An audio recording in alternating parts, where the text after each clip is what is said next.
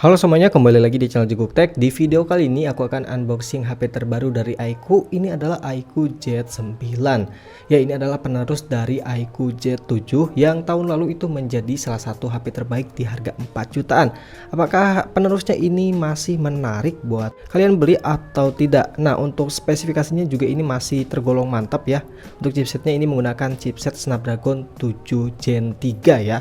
Kemudian baterainya juga di 6000 mAh ya, jadi gede banget. Oke, langsung aja kita coba unboxing guys. Oke, ini dia HP-nya, kita sampingkan dulu. Di sini kita dapetin soft case clear case ya. Ada kartu petunjuk dan juga kartu garansi. Ada kepala charger yang outputnya ini di angka 80 watt ya. Jadi ini downgrade dari sebelumnya di iQOO Z7 yang ada di angka 120 watt. Kemudian ada kabel USB Type C. Oke, ini dia iQOO Z9-nya. Di sini aku beli yang warna hitam, guys ya. Oke, ini dia desain dari iQOO Z9. Ini sih desainnya cakep banget ya. Ini desainnya mirip-mirip seperti di iQOO 12 seri flagshipnya ya. Dan ini diturunkan ke seri mid range-nya, guys ya. Jadi ini keren banget ya. Mulai dari modul kameranya ya, ini mirip, dan juga untuk tekstur bodinya ini mirip ya. Tapi untuk materialnya ini masih menggunakan plastik ya, tapi aku suka dengan finishing bodinya, ini nggak gampang ninggalin sidik jari. Kemudian samping-sampingnya juga masih menggunakan plastik ya, tapi untuk build quality-nya sih ini udah termasuk oke sih ya. Masih kerasa kokoh, nggak kerasa kopong ya.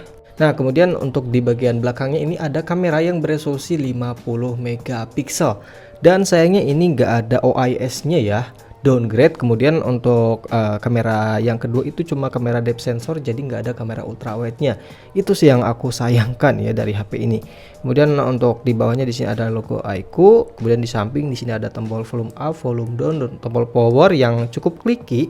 Kemudian di bagian bawah di sini ada speaker, USB-C, microphone, dan juga SIM tray. Kita coba lihat. Untuk SIM tray-nya ini cuma dual SIM aja ya, jadi nggak bisa menambahkan micro SD.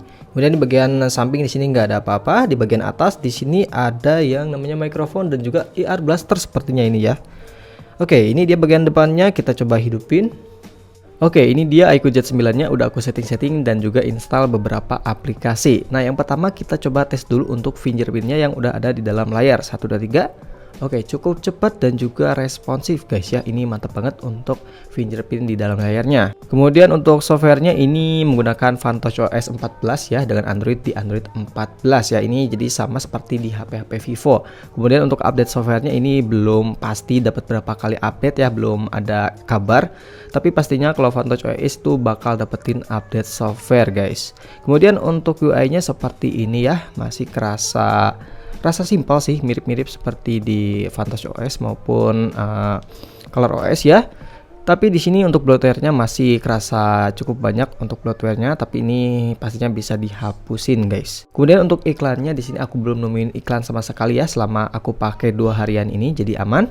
Kemudian untuk di bagian layarnya ini berukuran 6,78 inci dengan panel AMOLED, resolusinya ini sudah 1,5K ya, jadi udah kerasa tajam banget. Kemudian refresh rate-nya juga ini di 144 Hz ya, jadi ini udah mantep banget untuk refresh rate-nya. Kemudian untuk kecerahan layarnya juga ini udah cerah banget ya, di angka 4500 nits untuk peak brightness-nya. Untuk kualitas panelnya sih menurut aku ini udah oke banget ya, untuk nonton ataupun untuk sosial media, untuk gaming ini udah mantep banget, gak ada komplain ya. Dan untuk masalah bezelnya juga ini udah termasuk tipis ya, walaupun di bagian bawahnya ini agak sedikit tebal, tapi menurut aku ini udah tergolong tipis guys. Kemudian untuk responsivitas layarnya ini nggak ada masalah sama sekali, nggak ada delay ataupun ghost toast, jadi aman banget.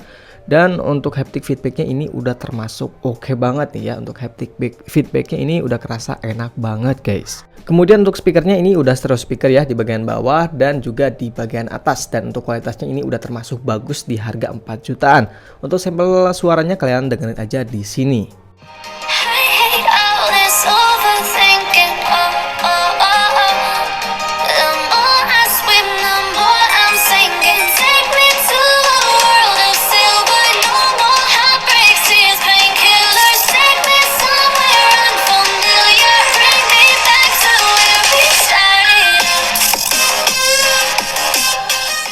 Oke, selanjutnya kita coba cek untuk device infonya. Nah, di sini untuk SoC-nya ini menggunakan Snapdragon 7 Gen 3 ya.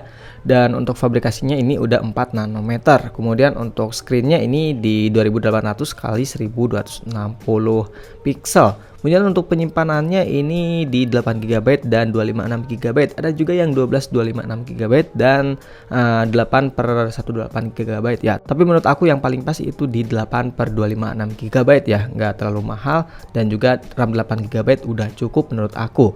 Kemudian untuk kameranya ini beresolusi 50 megapiksel ya dengan sensor IMX882. Jadi ini sensornya cukup oke nih ya. Kemudian untuk baterainya ini gede banget di angka 6000 mAh. Dan di sini untuk baterainya udah aku tes ya dan dapetin SOT sekitar 10 jam. Gila banget, ini awet banget sih ya untuk masalah baterainya. Biasanya HP-HP dengan baterai 5000 mAh itu cuma dapat 7 jam paling ya. Ini bisa tembus sampai 10 jam di pengetesan aku guys. Ini mantep banget. Kemudian untuk pengecasannya juga cepat ya di angka 80 watt. Dari 2% sampai 100% itu cuma butuh waktu di sekitaran 51 menit.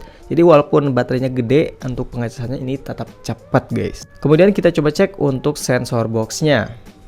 Nah, untuk sensornya ini cukup lengkap ya, cuma ada sensor suhu dan sensor tekanan yang nggak ada. Untuk giroskopnya pastinya ini udah giroskop hardware. Kemudian untuk multitouch-nya kita coba tes. Oke, untuk multitouch-nya ini bisa sampai 10 sentuhan jari. Jadi ini udah aman banget ya. Kemudian kita coba lihat untuk skor Antutu-nya. Nah, di sini aku udah tes dan dapetin skor di angka 790 ribuan poin. Ini sih poin yang cukup tinggi ya di harga 4 jutaan. Walaupun bukan yang tinggi-tinggi banget ya, udah oke lah ya. Kemudian di sini aku juga udah ngetes untuk storage testnya ya, dapetin skor di angka 49 ribuan poin. Untuk memorinya ini pakai tipe UFS 2.2 ya. Jadi memori yang biasanya dipakai di HP 2 jutaan sih ya. Menurut aku ini agak kurang ya, harusnya minimal kepala 3 lah ya, udah oke ya. Kemudian di sini aku udah ngetes untuk CPU throttling testnya ya.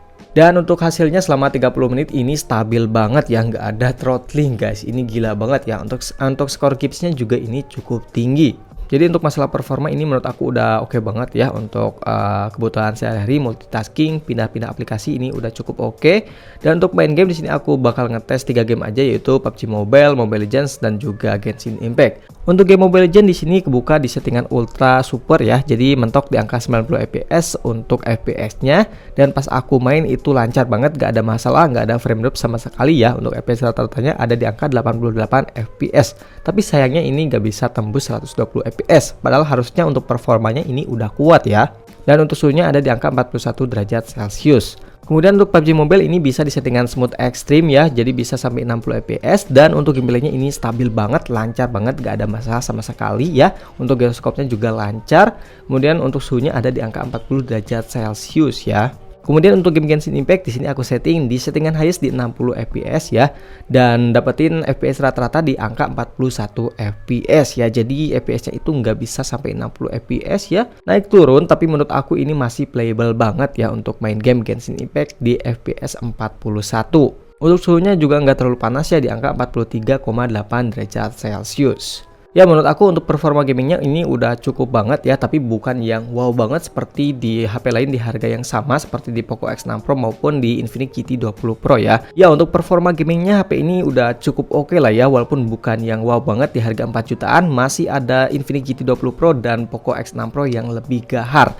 Tapi plusnya karena performanya nggak terlalu tinggi banget, ini suhunya lebih adem dan juga baterainya ini jauh lebih awet. Oke, yang terakhir kita coba tes untuk di bagian kameranya. Nah, untuk kameranya ini beresolusi 50 megapiksel. Sayangnya nggak ada OIS ya, jadi downgrade. Kemudian nggak ada ultrawide-nya juga. Ini cuma kamera depth sensor aja. Untuk kamera depannya ini beresolusi 16 megapiksel ya. Kemudian kita coba lihat untuk fitur-fiturnya seperti ini. Untuk fitur dari kameranya, untuk videonya ini bisa sampai 4K di 30 fps. Kemudian ini dia untuk fitur-fiturnya lagi. Untuk kamera depannya bisa kalian lihat untuk fitur-fiturnya seperti ini. Dan untuk videonya ini bisa sampai 1080 di 30 fps aja ya. Untuk sampel foto dan videonya kalian lihat aja di sini.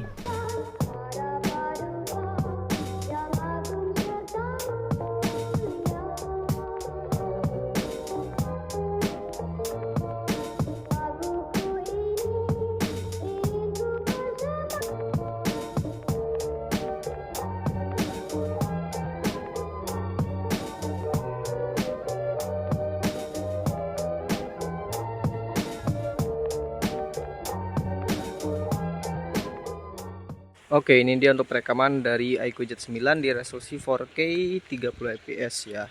Ini udah bisa stabil ya untuk perekaman 4K-nya, udah mantap. Untuk warnanya juga ini udah kerasa cukup bagus ya. Ini diarahin ke matahari juga masih cukup oke. Stabil juga ya.